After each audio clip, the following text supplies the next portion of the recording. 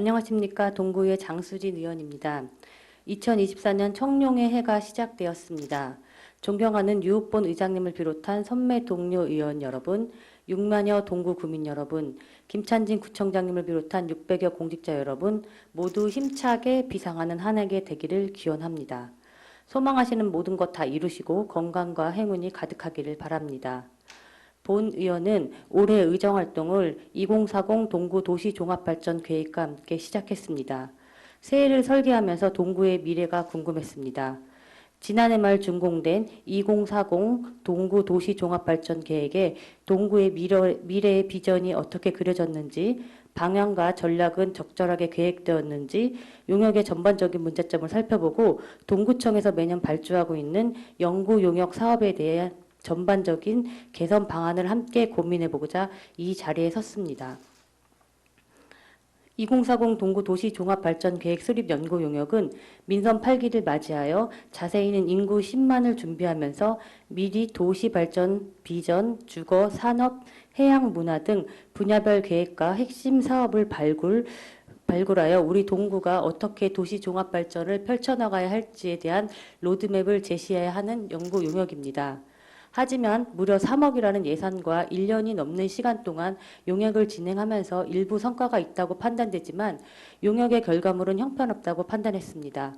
새로운 전략보다 기존의 정책들이 많았고 뜬구름 잡기식 사업이나 지역 현실을 무시한 제안, 재원 조달 방안 없는 프로젝트를 나열한 빈 껍데기 용역이라고밖에 생각이 안 되었습니다. 본 의원은 이 용역에 상당한 관심과 집중을 가지고 있습니다. 특히 우리 동구는 공업지역이 52.2%의 전체 면적의 절반을 차지하고 있어 공원 녹지와 산업 환경 분야를 꼼꼼히 보았습니다. 그러나 아쉽게도 기대보다 실망이 컸습니다. 용역 보고서상 공원 녹지 분야 전략의 기본 방향은 공업 도시로 인해 만들어진 회색 도시 이미지를 개선하고 공원 녹조율을 증가시키기 위한 것입니다. 회색 도시 이미지 개선 전략이 무엇일지 기대를 했는데 기존의 중장기 발전 계획과 특별한 차이가 없었습니다. 그저 공원 녹지율 확충 계획입니다. 기존의 정책에서 벗어나지 못했습니다.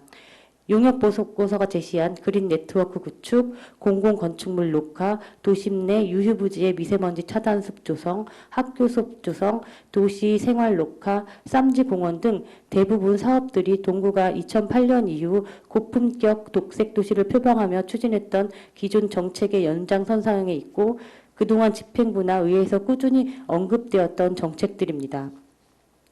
수변공원 활성화를 위해 스카이워크 조성이 눈에 띄었는데 구체적 실현 방안 및 재원 조달 방안 등이 포함되어 있지 않아 아쉬웠고 공원 녹지 네트워크 조성이라는 목표와는 동떨어진 전략 제시라고 생각됩니다.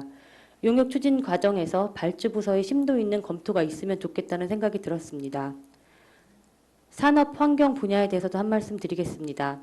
산업 환경 분야에서는 동구의 성장 기반을 마련을 위한 전략 6가지를 제시했습니다.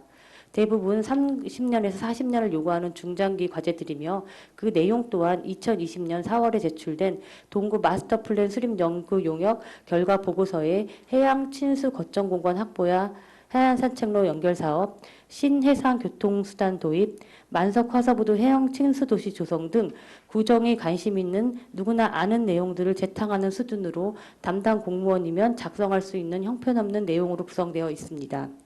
또한 이보다 더 큰 문제점은 용역 보고서상 인천산업용품유통센터 도시첨단물류센터 조성을 핵심 사업으로 제시했는데 집행부는 선행 연구 용역이 마무리되지 않았는데도 불구하고 도시첨단물류센터 조성 용역 계획을 적절한 검토 없이 서둘러 수립하였다는 점입니다.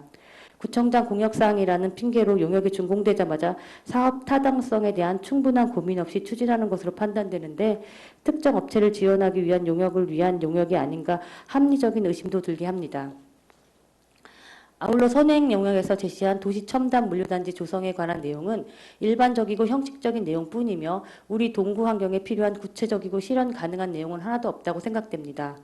해당 사업비는 무려 3조 8천억 원의 예산이 투입되는 사업으로 동구의 현실과 맞지 않는 뜬구름 같은 내용일 뿐입니다. 또한 도시첨단물류단지 산업대상지인 산업유통센터에서 일터를 꾸리시고 생존을 위해 애쓰시고 계시는 사업주, 상인들의 목소리가 전혀 반영되지 않았습니다. 이런 부분에 대한 발주부서에서 제대로 된 검토가 있었는지 심한 우려가 됩니다.